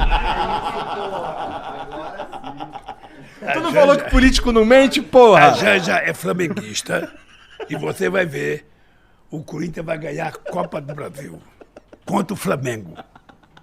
E se o Flamengo bom. vacilar, vai perder do Atlético Paranaense, Porra, não vai ser nem não tem como não. da Libertadores. Não tem como não, cara. Mas viu, uma coisa importante, olha, deixa eu dizer uma coisa pra você. Uma coisa muito importante é que eu valorizo muito as pessoas que vencem na vida, cara. Eu, quando vejo um cara como você ter o sucesso que tem, ver outras pessoas menores, sabe, crescer. Quando eu vejo um moleque pobre ficar famoso no futebol, eu acho aquilo extraordinário. Tu ficou puto com o Neymar? Por quê? Porque ele fez lá o 22 e tal? Ah, não. Não? Não fico puto. O Neymar tem o direito de escolher o que ele quiser para ser presidente. Tá. Mas desculpa, continua. Eu acho que ele está com medo que se eu ganhar as eleições eu vá saber o que o Bolsonaro perdoou da dívida do imposto de renda dele. Eu acho que é isso que ele está com medo de ver. Caralho. Ele agora, obviamente que o Bolsonaro fez um acordo com o pai dele. Eu não sei. E ele agora está com um problema com o imposto de renda na Espanha. Tá. Sabe? Mas isso não é um problema do presidente, é um problema da Receita Federal e não meu. É. Cara, a gente tava falando um pouco sobre fake... Na verdade, a gente falou um tanto sobre fake news e tal. Mas, cara, tá rolando agora um inquérito, o inquérito 4.781, que é o inquérito das fake news. Basicamente, aí o STF instaurou essa parada aí, eles meio que se sentiram atacados e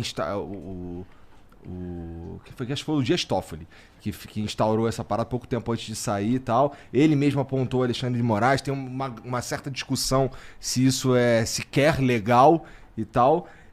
Mas, cara, particularmente, eu acho que para a sociedade isso é um assunto, além de espinhoso, ele é um assunto muito perigoso. Porque, ó, eu não sei se eu confio a decisão do que é fake news ou não ao governo, cara. À mão de um político. Então, mas deixa eu te contar uma história.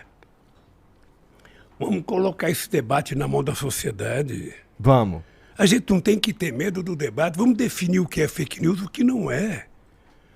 Você não pode utilizar um instrumento. Você acha que a sociedade se envolve nessa definição, nós né? temos que fazê-la discutir. Tá. Veja, você não pode criar um instrumento poderoso, sabe? Pode virar censura. Com esse mundo digital. E deixar a revelia para cada um fazer o que bem entende. Fake news é algo velho, é que agora tá potencializado. Não, veja, a mentira é uma coisa antiga. É. Até sofisticou de fake news. Isso graças ao Trump. Mas veja, deixa eu lhe falar uma coisa. É que antigamente você contava uma mentira. Você chegava pro teu pai e falava, ô pai, eu fui bem na escola, meu boletim só tem 10. E você só tinha vermelho no boletim, não tinha passado. E só você e teu pai sabia. Agora não. Agora, o cara se tranca no quarto dele e pega o seu celular e fala mal da mãe de todo mundo, do pai de todo mundo, sem nenhuma responsabilidade. A gente não pode, o cara promove a morte, promove a violência, promove o tumulto, sabe? Não é possível.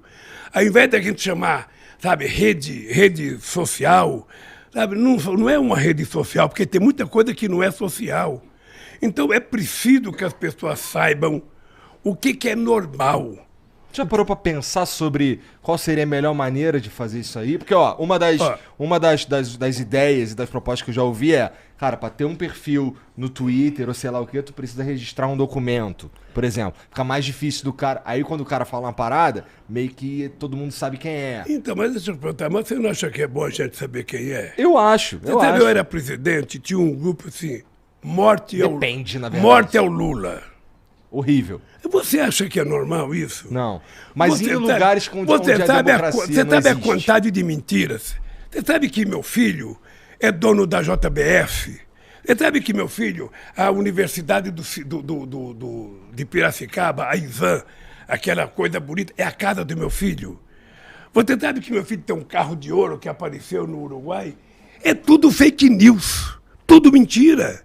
E como é que você pode permitir que as pessoas façam isso? Sem que haja nenhum critério de punição ou de proibição disso. Eu concordo que precisa de um debate. Nós temos que confiar na sociedade, vamos fazer um debate.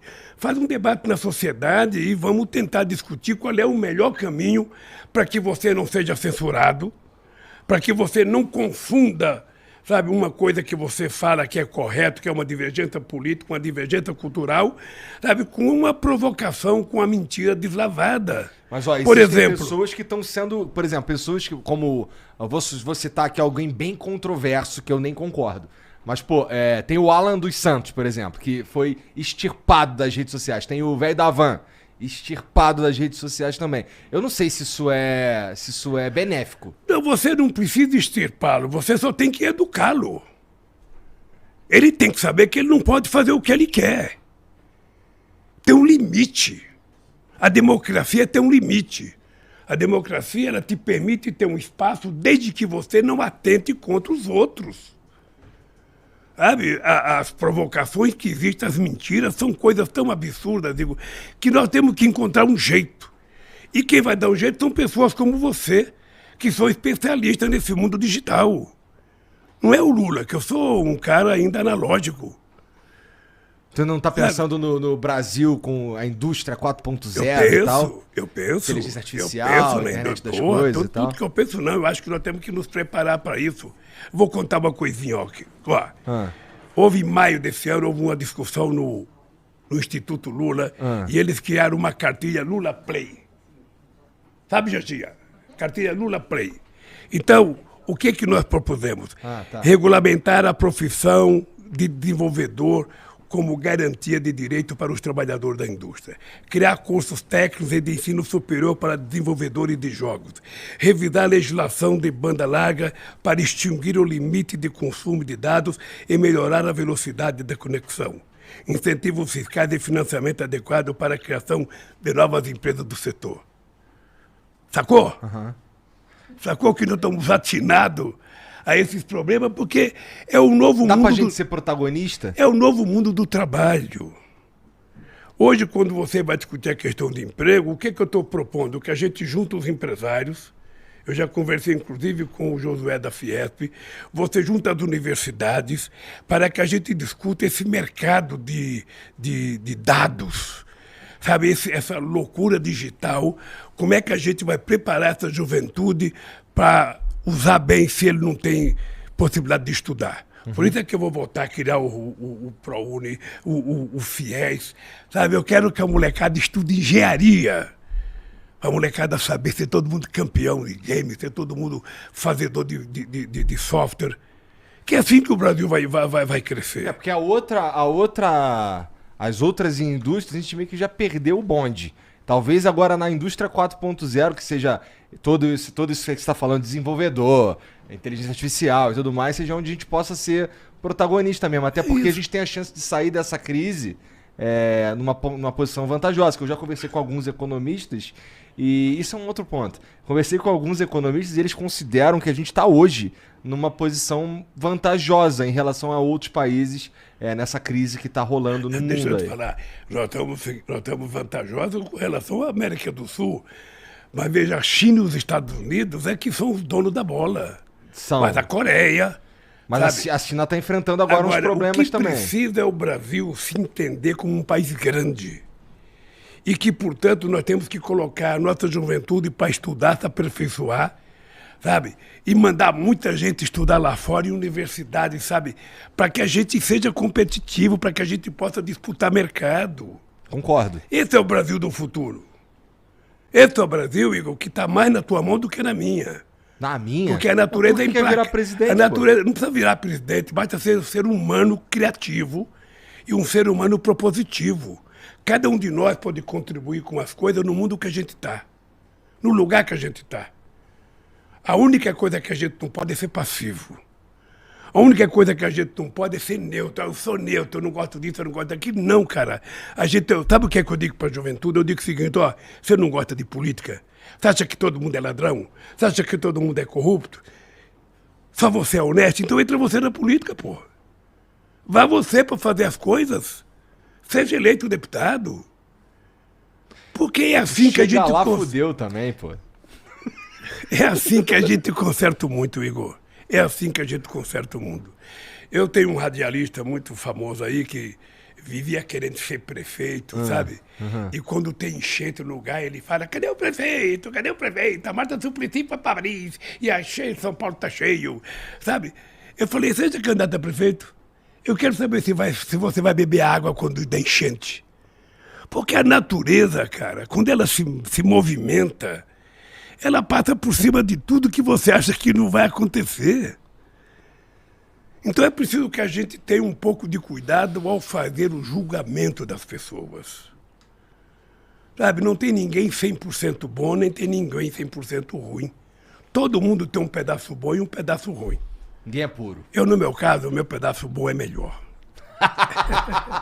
Cara, a Gleice tá falando ali de horário, não sei o que. Como é que você tá?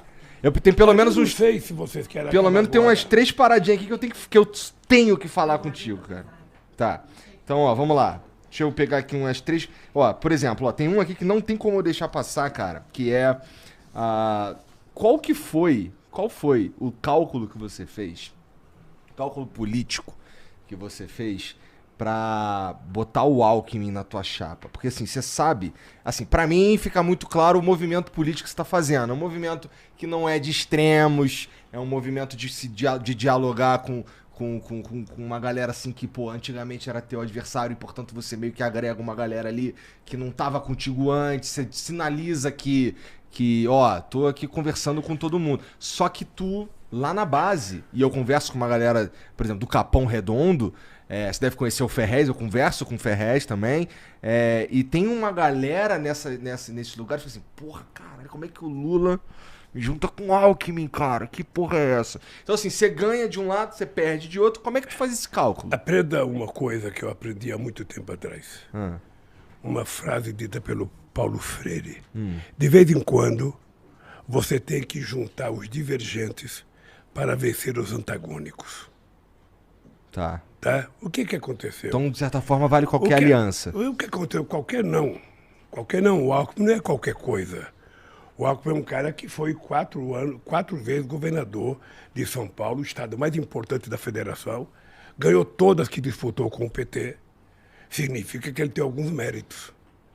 Mas é muito estranho. Então, o que acontece? Eu chamei ele para ser vice, porque eu acho que nós vamos pegar o Brasil numa situação pior do que eu peguei em 2003. E nós, então, precisamos consertar esse país. Nós precisamos consertar o país, sabe? Fazer o país voltar à normalidade, fazer com que o Congresso cumpra com as suas funções, executivo execute, o Poder Judiciário julga, e conversar com muita gente, com muito empresário, para que a gente coloque todo mundo para salvar esse país. E o Alckmin tem condição de conversar com um grupo de pessoas que eu não consigo conversar. É isso. Então, ele veio para ajudar a aumentar o leque de pessoas com que a gente tem que conversar.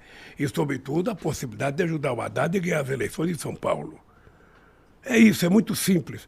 Você está lembrado que em 2008 eu fui procurar um empresário. O Zé Alencar tinha uma empresa de 17 mil trabalhadores em Minas Gerais. Eu jamais imaginei ter um empresário de vice. Quando eu vi o discurso dele, eu falei, é esse. E levei ele para ser meu vice. Tá? Então o Alckmin é assim, olha, o Alckmin me surpreende, é uma figura de boa índole, sabe, está fazendo um trabalho, sabe, extraordinário comigo, e eu tenho certeza que nós somos a dupla que vai recuperar esse país para o povo brasileiro voltar a sorrir. Tenho certeza disso. Tá, boa Deixa eu te sorte falar, o nesse pessoal está sentido. me impressionando para ir embora, não sei, mas se você tiver alguma pergunta essencial, me faça 1 ou 2 perguntas. e nós Tá, vamos bom, embora. eu tenho pelo menos mais umas 2 aqui. Vamos lá. Cara, cadê? gente acabou de falar do... Cara, a gente falou rapidamente também sobre a questão de que você considera que num segundo turno com o Bolsonaro é muito difícil de debater, de falar sobre plano de governo e tudo mais. Eu entrei lá no site oficial e você tem exatamente 15 propostas assim meio genéricas. Chamou a atenção, podia ser 13, não sei porque tu botou 15. Mas, cara, por que a gente não tem um plano de governo? Por que a gente vota no Brasil como se fosse um concurso de bom mocismo? Não. O PT sempre apresentou o programa de governo. Dessa vez, sabe qual foi a novidade?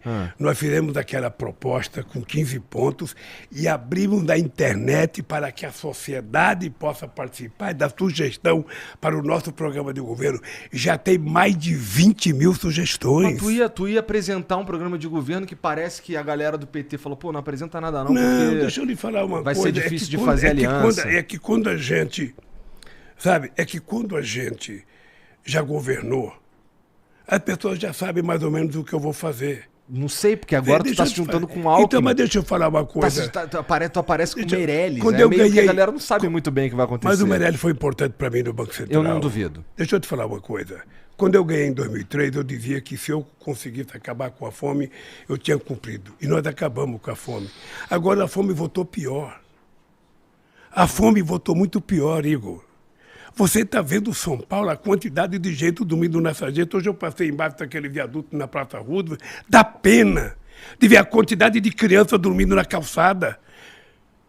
Sabe? Dá pena. Isso não pode acontecer num país que já foi a sexta economia do mundo. Isso não pode acontecer. E está acontecendo. Sabe? Então, nós vamos tentar consertar esse país. E isso está tudo lá no teu plano de governo. Eu tenho fé em Deus, eu tenho fé em Deus que você vai me chamar aqui quando eu tiver 1 ano e meio de mandato. Porque se não for para fazer isso, é melhor eu não ganhar, cara. Só tem sentido eu ganhar porque eu acredito, como acredito em Deus, que a gente pode fazer as coisas acontecer. As pessoas precisam voltar a sorrir nesse país. Quando eu brinco, que eles não gostam quando eu brinco que nós vamos voltar, nos reunir no final de semana e comer um churrasquinho, com uma picanhazinha, tomando uma cerveja gelada, é uma coisa fantástica para a sociedade brasileira ter o direito de voltar a se reunir no final de semana para fazer uma festa em família, acabar com esse ódio, construir a paz. É tudo isso que eu preciso. E aí desvendar me deram, o Lula é a favor do aborto, eu sou contra o aborto. Sou contra o aborto porque o aborto não é bom nem para o pai, nem para a mãe, nem para ninguém. Mas tu é contra o aborto pessoalmente ou como política de Estado? Eu sou contra o aborto pessoalmente. Tá. E quem tem que decidir se o aborto não é a lei, não é o presidente da República. Concordo. É preciso parar de fetiche. É preciso parar de inventar coisas a respeito das pessoas. Tá, então agora, só porque você precisa ir embora, eu tinha mais 1 milhão de coisas pra falar contigo aqui, quem sabe na próxima oportunidade. Mas comenta pra mim rapidinho o que você pensa sobre teto de gastos e reforma trabalhista. Eu sou contra teto de gasto. E vou lhe contar por que eu sou contra teto de gasto. Quando eu ganhei as eleições de 2003, o Brasil tinha uma inflação de 12%, o Brasil devia para o FMI e tinha 12% de desemprego. Nós baixamos a inflação para 4,6%, nós reduzimos a dívida que era de 60,5% do PIB, a dívida interna bruta, para 37,7%, nós pagamos o FMI, emprestamos 15 bilhões para o FMI e ainda juntamos 370 bilhões de dólares, coisa que o Brasil nunca tinha. E geramos 22 milhões de empregos. Fizemos o maior programa de inclusão social. Por isso é que eu sou contra o teto de gasto. Teto de gasto para garantir o quê? Para garantir que os banqueiros recebam o deles e o povo pobre. Aí eu não posso melhorar a saúde por causa do teto de gasto. Eu não posso melhorar a educação por causa do teto de gasto. Eu não posso melhorar, não posso fazer creche por causa do teto de gasto. Ou seja, só vale a pena pagar o juro para os banqueiros? Isso então, é um problema, pagar juros para banqueiro. Então, deixa eu lhe falar uma coisa. Eu não acho que... não faz parte do teto de gasto, né? Eu não acho que educação seja gasto. Educação é investimento. Cuidar da saúde das pessoas é investimento. Nós precisamos tratar as pessoas com um pouco mais de decência, Igor. Sabe? Então, esse negócio de teto de gasto foi inventado para assegurar dos banqueiros o que é deles. Agora, ninguém quer discutir teto de política social. Ninguém quer discutir teto de crescimento da economia. teto de aumento de salário, não. As pessoas só querem evitar que a gente cuide das pessoas mais pobres. E a reforma? Por isso, eu sou contra. A reforma trabalhista, veja, a gente não quer voltar ao que era no passado, porque a legislação trabalhista é de 1943. Mesmo o movimento sindical, ele quer adequar. Você vê muitos problemas nessa que tem a atualidade, cara, a gente quer atualizar. A Espanha acaba de fazer uma atualização. Por exemplo, esse pessoal que trabalha, sabe, com aplicativo. Esses caras têm uma regulação, eles têm que ter jornada de trabalho, eles têm que ter, sabe, descanso semanal remunerado. Eles têm que ter algum direito, porque inventaram que eles são empreendedores, eles não são empreendedores, cara. Sabe, o cara se bater o carro e quebrar, ele está ferrado. Se ele se ferir, ele está ferrado. Então nós precisamos fazer uma regulação em que a gente garanta às pessoas um mínimo de seguridade social. Sabe, se ele se machucar, a família dele tem que ter alguma coisa. Ele tem que ter uma previdência.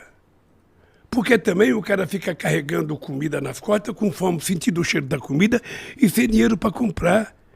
Lógico que se o cara quiser trabalhar por conta própria, nós temos que incentivar ele a trabalhar por conta própria e criar algumas condições de ele sobreviver. Porque todo mundo sonha trabalhar sem ter patrão. Todo mundo sonha. Eu, quando era torneiro mecânico na Vilar, eu sonhava pedir a conta e trabalhar de táxi. Olha que bobagem. Montar um bar. Se eu montasse um bar, eu bebia tudo, cara. Sabe, então sabe? Mas hoje não, hoje tem mais alternativa para as pessoas, Igor. Tem mais alternativa e nós temos que dar mais oportunidade para as pessoas. Sabe, então eu digo sempre o seguinte, a gente não nasceu para ser pobre, a gente não gosta de comer coisa ruim, a gente quer coisa boa. É preciso que as pessoas tenham um pouco de respeito pelas pessoas pobres. Será que as pessoas pensam que quem está dormindo embaixo dos viadutos aí fez opção por aquilo, a pessoa quer? Pelo amor de Deus, não. Não fez, cara. Todo mundo quer ter uma casinha, Igor. Todo mundo quer ter uma casinha. E nós fizemos um programa chamado Minha Casa, Minha Vida, que foi o maior programa habitacional da história desse país. Contratamos 4 milhões e 100 mil casas. E as pessoas que ganhavam pouco não pagavam. E a escritura saiu no nome da mulher. Tá? Nós temos que voltar com esse programa. Sabe? Todo mundo quer ter um empreguinho e ganhar um salário bom. Todo mundo quer que o filho ande bem vestido, as criancinhas vá para a escola com a barriga cheia. Isso não é exagero, isso é o mínimo que a Bíblia diz que a gente tem que ter, que a Constituição diz que a gente tem que ter. Por que negar? Veja uma coisa absurda. Está na Constituição que a mulher e o homem têm que ganhar salário igual se fizer trabalho igual. A mulher ganha, sabe, 60% do que ganha o homem. Então essa é uma coisa que nós vamos regular. Nós vamos regular. Pode ficar certo, nós vamos regular para a mulher ganhar igual ao homem se ela fizer a mesma função. E às vezes a mulher tem mais competência que o homem. Quando tu fala em regulação de mídia, tu não tá falando de censura não, né? Não estou falando de censura, eu sou inimigo da censura. Entrei na política contra a censura. O que eu quero fazer é o que eu estou dizendo. Tem coisa que a sociedade tem que participar para mudar. Sabe, eu não vou citar coisa aqui, mas tem canal de televisão, sabe, que só fala asneira, só fala grosseria, só ofende. Sabe, nós temos que ter uma regulação. A última regulação da mídia eletrônica é de 62. Então nós precisamos chamar a sociedade para discutir. Se você fala em chamar a sociedade, eu fico mais tranquilo. E a gente pode fazer uma regulação como a legislação inglesa, como a legislação americana, como a legislação alemã. Ninguém quer uma regulação como Cuba. Tá. Ninguém quer. Ninguém quer uma rádio que só fala aquilo que interessa ao governo, a televisão que só fala aquilo que interessa ao governo. Ninguém assiste. Ficaria chato pra caramba. O que nós queremos é uma coisa plural, que todo mundo tem direito a participar, que a oposição tenha direito de resposta, que as pessoas ofendidas tenham direito de resposta. É o mínimo. Veja, se você falar uma coisa aqui no teu programa e ofender alguém, e esse alguém ligar para você e falar, ô companheiro, a gente pode ter o direito de resposta, você não vai dar?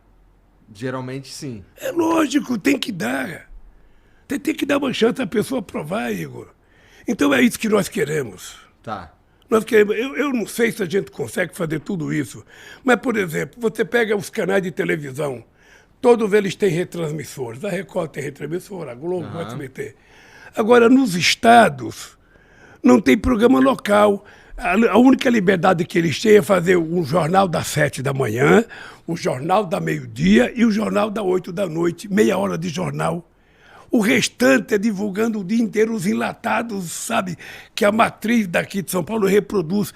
Você não acha que era justo criar condições para que tivesse 3, 4 ou 5 horas de programação local, regional, para dar emprego para artista lá, para dar emprego para a Câmara lá, para dar emprego para um monte de gente lá? Tem que ver se é possível, né? Talvez não seja só na canetada que resolve isso. Não, deixa eu escutar, não é na canetada, não. É que é muito fácil, o cara ganha uma retransmissora lá e o cara fica ganhando o percentual da publicidade, sem nenhum compromisso de nada. Sabe? A RBS no Rio Grande do Sul tinha programa local. Eu conheci no Maranhão, tinha uma cidade lá que tinha um programa do SBT que era local, programa de auditório. Porra. Sabe? Então, é preciso mudar, gente. Nós estamos no século XXI, a gente está repetindo a mesma coisa do século XX. Vamos pra internet, pau no cu da TV. Nós temos 9 pessoas que são donas de todos os meios de comunicação no Brasil. Isso é horrível. É. Sabe? Então, a internet também tem 5 bancos. A internet também a internet é uma coisa muito importante. Muito, muito importante. Eu lembro que a internet, quando surgiu, todo mundo achava que seria a revolução, que todo mundo, muito jornalista pediu a conta para ganhar dinheiro na internet. Não deu certo, porque... Para alguns não deu, né? Para muitos não deu, sabe? Nem todo mundo, cara, tem a sorte que você teve e outros companheiros. Faz uma coisa que, pá, dá certo, acerta na mosca e vamos em frente. Sabe? Isso eu acho louvável, acho legal, acho muito interessante, sabe? E eu fico mais feliz ainda quando eu vejo que você é um cara que se formou pelo ProUni, cara. Eu fiz letras. O ProUni foi a coisa mais extraordinária. Você sabe que eu sonhava em colocar os pobres na universidade, a gente não tinha. Eu pensei até em utilizar o fundo de garantia. Aí, de repente, a mulher do Haddad pensou uma ideia, falou para o Haddad, o Haddad falou comigo, eu falei, porra, nós vamos trocar a dívida que as universidades têm com bolsa de estudo. E vamos colocar a gente da periferia. Minha faculdade faliu, estava sendo demolida hoje. Ela que foi a mulher do Haddad, a Ana Estela, que pensou nisso, num projeto para São Paulo.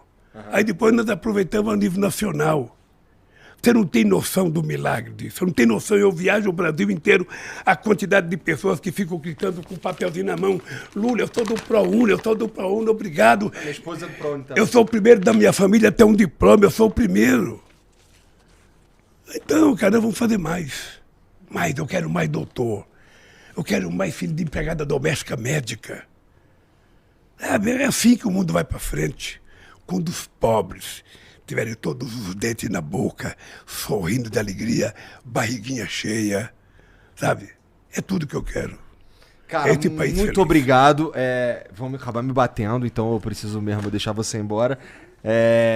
Bom, para vocês que assistiram aí, não esquece de se inscrever aqui, de dar o like. Ô Lula, pô, como é que as pessoas te acompanham nas redes sociais, cara? Não sei. Então, ó, procura Lula aí no Google, o que você acha, tá bom? Ó, lá em casa quem cuida... Lula.com.br. No Instituto quem cuida, lá em casa quem cuida é a Janja. Tá. No PT é o Graziano. Cara, essa foi a resposta muito sincera, né? Sei lá, porra. E não me preocupe, sabe? Eu não quero, veja, eu sou um cara, sabe? Eu não tenho essa preocupação mais. Cara, é uma pena, sabe? De verdade, que você precisa ir embora, de verdade. Mas cara, você me chama outra vez. Eu te chamo outra vez, Me chama outra vez, se eu for presidente, você me chama. Tá. Sabe? Tá. E se eu não for, você me chama também. Tá bom. Sabe por quê? Porque não sendo candidato, eu posso falar coisa que aqui como candidato... Entendo. Sabe que o mundo é cheio de frescura, muito... Sabe, o jogador de futebol pode fazer o que quiser, o artista pode fazer o que quiser, a artista pode fazer, mas o político ele tem que ser assim, durão. Tá. Sabe? Tudo, até o sorriso do Stuquinha vive. Sorri, presidente, sabe? Não tem tá com você há 22 anos, deve saber o que tá falando. Mas, Igor, deixa eu te falar uma coisa, olha... Não é por Lula, não. Se você puder ajudar a desmontar a rede de fake news nessa campanha, ajude, cara. ajudo, você estará prestando um serviço extraordinário à sociedade. Tá? Se você puder, todo o programa teu, fala, gente, vamos votar, é importante votar. Sabe? Eu considero que seja importante votar também. Sabe, mas fala isso, você tem um público extraordinário, convença as pessoas a ir votar. É bem importante, não precisa dizer, vai votar no Lula, não precisa dizer, não vou exigir tanto de você assim. Sabe, mas de qualquer forma, você até parece comigo. Caralho, eu já ouvi isso tantas vezes, cara. Mas obrigado, Lula. Olha, obrigado deixa eu te por contar. vir. Todo mundo que veio aí, Deixa obrigado. eu te contar, foi um prazer te conhecer. Deixa eu ver tu de óculos, bota o óculos aí, deixa eu ver. Isso aqui é quando eu quero parecer intelectual. Caralho, olha lá, Janzão. Foi dito aqui que a Janja se apaixonou. Obrigado, Agora, cara. deixa eu te contar. Eu tô agradecido você ter me convidado para vir aqui, porque a gente precisa ter liberdade para falar as coisas que o povo precisa ouvir, sabe? E é importante parar de pregar para Deixa eu te contar uma convertido. coisa, cara. Vou contar uma coisa. Eu sei o que é a fome. Você sabe que na minha terra natal, onde eu nasci, em Garanhuns, eu vim comer pão pela primeira vez em São Paulo com 7 anos de idade. Lá o café que a gente tomava era uma cuia de farinha. E tu comia o que lá? Com café. Farinha com café. Farinha. Minha mãe conta essa história. A gente pegava café, colocava farinha, pegava o café, jogava lá, fazia um mingau. E é aquilo que você comia. Sabe? E eu tô hoje fortão, bonito, ó. 76 anos. Até casei, porra. Até casou, porra. Tá, cara, obrigado. Cadê? Ó, desculpa a equipe aí se eu passei um pouco do tempo. Vocês que assistiram aí, muito obrigado também. Entra lá, ó, lula.com.br, né? E não se esquece também de se inscrever, de dar o like aqui e a gente vai continuar. Segue nós também. Segue nós também. Qual que é, Jean, o teu? @_Janzão. @_Janzão e eu sou Igor.3K, tá bom? Segue nós. Vai, ó, ele tá falando pra tu falar alguma coisa. O que que é? Fala o que você quer. Hein?